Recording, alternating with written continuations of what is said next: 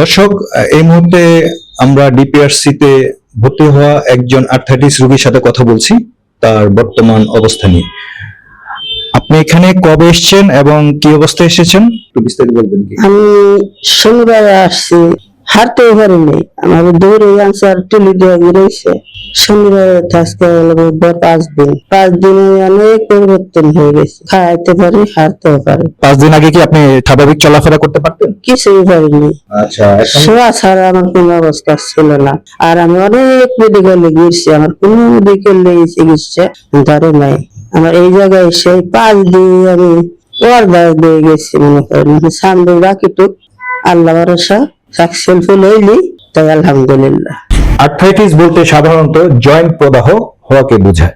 এটি এমন একটি রোগ যার প্রভাবে শরীরের জয়েন্টের বা অস্থিসন্ধিতে ব্যথা, ফোলা ও শক্ত হয়ে যাওয়া দেখা যায়। এতে হাঁটা চলা, কাজকর্ম, এমনকি স্বাভাবিক জীবন যাপনেও ব্যাহত হতে পারে।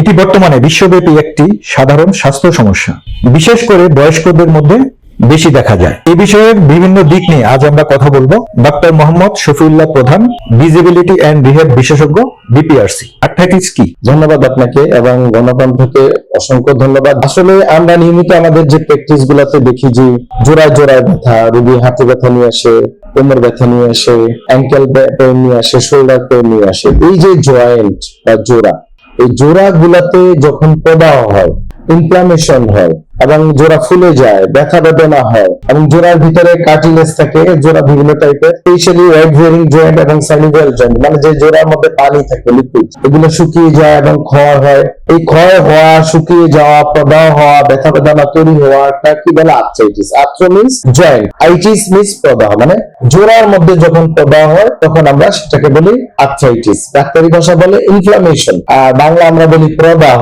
প্রদাহ মানে হচ্ছে ধরেন ক্রিয়া বিক্রিয়া হওয়া, ফুলে যাওয়া, পেইন হওয়া, পানি জমা যাওয়া, লাল হয়ে যাওয়া, মানে বিভিন্ন প্রকার কষ্ট, বেদনা এবং জয়েন্টের স্ট্রাকচার চেঞ্জ হয়ে যাওয়া। কি কি কারণে আর্থ্রাইটিস রোগটা প্রাদুর্ভাব বেশি দেখা যাচ্ছে বলে আপনি মনে করেন? আসলে আর্থ্রাইটিস মূলত বয়স্কদের রোগ, যেমন অস্টিওআর্থ্রাইটিস কমন, ওয়্যার এন্ড টিয়ার। ধরেন একটা মানুষ, আমরা বৃদ্ধ হইতে থাকি, বয়স বাড়ার সাথে সাথে 40, 50, 60, 100 এরকম। এই যে বয়স বাড়ার সাথে সাথে মানুষের শরীরে ইনজুরি হয়, ওজন, এই সেই বিভিন্ন ক্রিয়া বিক্রিয়া। ধরেন এক একজন এক এক পেশাজীবী, কেউ শ্রমিক, কেউ বসে থাকে, কেউ হাঁটে না, কেউ চলে না, ফিরে না। এই যে এজিং প্রসেসে চুল পড়ে যায়, পেকে যায়, দাঁত পড়ে যায়, চোখ নষ্ট হয়ে যায়, স্কিন ঢিলা হয়ে যায়, তদ্রুপ জোড়া ক্ষয় হইতে থাকে।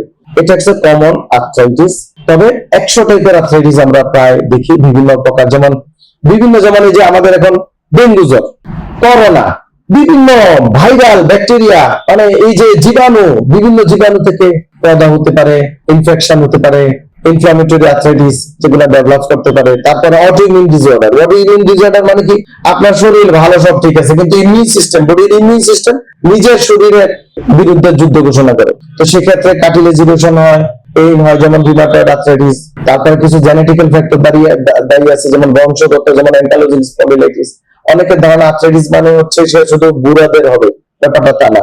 ছোট বাচ্চাদের আর্থ্রাইটিস হতে পারে, মানে একেবারে মার পেট থেকে এই রোগ নিয়ে আসতে পারে।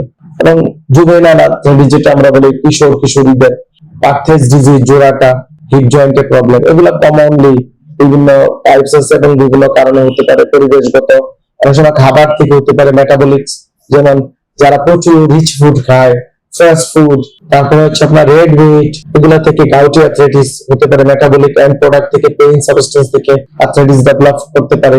তারপরে হচ্ছে আপনার vitamin deficiency, D vitamin, calcium, বিভিন্ন মিনারেল ডেফিসিয়েন্সি থেকে আর্থ্রাইটিস হতে পারে। ইনজুরি থেকে আর্থ্রাইটিস হতে পারে, মানে লটস অফ কজেস। আর্থ্রাইটিসের আধুনিক চিকিৎসা পদ্ধতি সম্পর্কে বলুন। এটা হচ্ছে ইম্পর্টেন্ট, মানুষ জানে না বা বুঝে না। মানুষ কি করে বিভিন্ন আপনার এই যে পত্র পত্রিকা, টেলিভিশন, ডাক্তারদের সাক্ষাৎকার নেন বা আমরা লেখালেখি করি, আমরা অনেক সময় বলি যে ওষুধ খাবেন, এই ব্যায়াম করবেন বা এটা করলে উপকার হয়। এটা আসলে আমরা জন সচেতনতার জন্য করি। অনেক সময় আমরা থেরাপি দিতে বলি, মানুষ নিজে গিয়ে নিজের মতো করে থেরাপি দেয়, নিজের মতো করে ওষুধ খায়, নিজের মতো করে ডাক্তারের কাছে গিয়ে বলে বা ফার্মেসি থেকে ওষুধ কিনে খায়। এটা হচ্ছে আর্থ্রাইটিস রোগের সবচেয়ে বড় বাধা। এটা আপনাদের সাবধান হতে হবে। যেখানে সেখানে থেরাপি দিয়ে রোগী অনেক সময় মারাও যায়, রোগী পঙ্গু হয়ে যায়। Don't do this. এটার মূল ট্রিটমেন্ট কি? মূল ট্রিটমেন্ট হচ্ছে আমরা যারা রিহ্যাব পুনর্বাসন বিশেষজ্ঞ, এই জাতীয় চিকিৎসকের সরাসরি তত্ত্বাবধানে চিকিৎসা নিতে হবে। এই ক্ষেত্রে কিছু ঔষধ বা বিভিন্ন সাপ্লিমেন্ট, নিউট্রিসিউটিক্যালস এগুলো লাগতে পারে। পাশাপাশি অ্যাডভান্স রিহ্যাব ট্রিটমেন্ট, যেটা আমরা প্রয়োজনে হসপিটালে রেখে করি বা এসে গিয়ে রোগী করতে পারে, এবং লাইফস্টাইল মডিফিকেশন। অতিরিক্ত ওজন থাকলে ওজন কমাতে হবে। খাবার আমি বলেছিলাম কজ, ওই খাবারগুলো আমরা রুগী টু রুগী ভেরি করে। আমরা এই যে এখন রোজার ঈদ চলে গেছে, এখন আমরা এই যে মেটাবলিক যেটা গাউটি আর্থ্রাইটিস রোগী বেশি পাচ্ছি, তো এটা তো একটা সাধারণ মানুষ বুঝবে না। আমরা টেলিভিশন দেখে আপনি গিয়ে বা বিভিন্ন সোশ্যাল মিডিয়া দেখে আপনি গিয়ে ওষুধ খাওয়া শুরু করলেন, আর বিভিন্ন দোকান খুলে বসে আছে থেরাপি সেন্টারে, যেখানে কোনো স্পেশালিস্ট ডক্টর নাই, কিছু নেই, থেরাপি দেওয়া শুরু করে আপনি জীবন নষ্ট করবেন। এটা করা যাবে না। অবশ্যই সরাসরি চিকিৎসকের, সুপার স্পেশালিস্ট ডাক্তারের তত্ত্বাবধানে, রিহ্যাব স্পেশালিস্টের তত্ত্বাবধানে আপনাকে চিকিৎসা নিতে হবে। লাইফস্টাইল চেঞ্জ করতে হবে, সাঁতার কাটতে হবে, ব্যায়াম করতে হবে, সাইক্লিং করতে হবে। মানে এটা আমরা প্রত্যেকটা রুগী টু রুগী ধরে বলে দিই কোন রুগীর ক্ষেত্রে কোন চিকিৎসাটা করলে বেটার হবে। আবার মানুষের এক একজনের লাইফস্টাইল এক একজন এক এক দেশ থেকে থাকে, এক একজন, কেউ মহিলা কেউ পুরুষ, আবার এক একজন এক এক জব। অল ট্রিটমেন্টস ডিপেন্ড আপন তার সোসিও-ইকোনমিক্যাল স্ট্যাটাস, তার জব, নেচার, এগুলো বুঝে আমরা চিকিৎসা দিই। একটা 80 ইয়ার্স ওল্ড ঘরে বসে থাকা আর্থ্রাইটিসের রোগী আর আমার ক্যামেরার পিছনে যে ভাই আছেন আর্থ্রাইটিসের রোগীর চিকিৎসা একটা ডিফারেন্ট।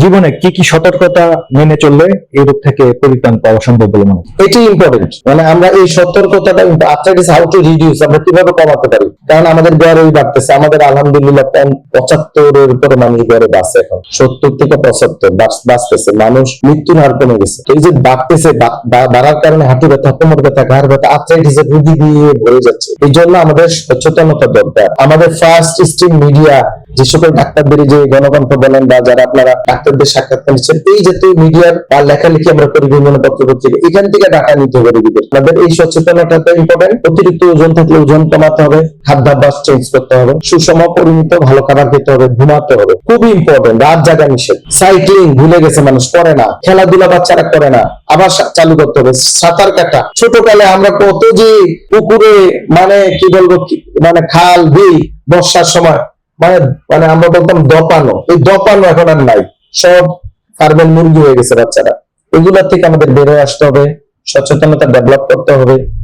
তাহলে কিন্তু অনেকাংশে আমরা কিন্তু এই সমস্যাগুলা কমে ফেলতে পারি। সাধারণ মানুষের জন্য আপনার পরামর্শ কি থাকবে? আপনার সাধারণ মানুষের জন্য পরামর্শ হচ্ছে আপনার প্রপার ইনফরমেশনটা নেবেন সঠিক জায়গা থেকে। ধরেন এখন অনেকে বুঝে না যে ইনফরমেশন গুলো আসতেছে সোশ্যাল মিডিয়া, সবসময় সবকিছু সঠিক না। এই জন্য আপনাদেরকে কি করতে হবে, সরাসরি চিকিৎসকের কাছে যেতে হবে। আপনার এলাকায় অবশ্যই বিশেষজ্ঞ চিকিৎসক আছে, বা ঢাকা শহরে বিশেষায়িত হাসপাতালে, সো এখানে যেতে হবে। আর আর্থ্রাইটিস যে সচেতনতাটা আমরা বলি, যে রিহ্যাবিলিটেশন, অনেকে জানে না। অনেক শুধু ব্যথার ওষুধে কিডনি নষ্ট করে, এটা করা যাবে না। অবশ্যই ব্যথার ওষুধ প্রয়োজন আছে, কিন্তু অবশ্যই চিকিৎসকের প্রেসক্রিপশন অনুযায়ী, এর বাহিরে না।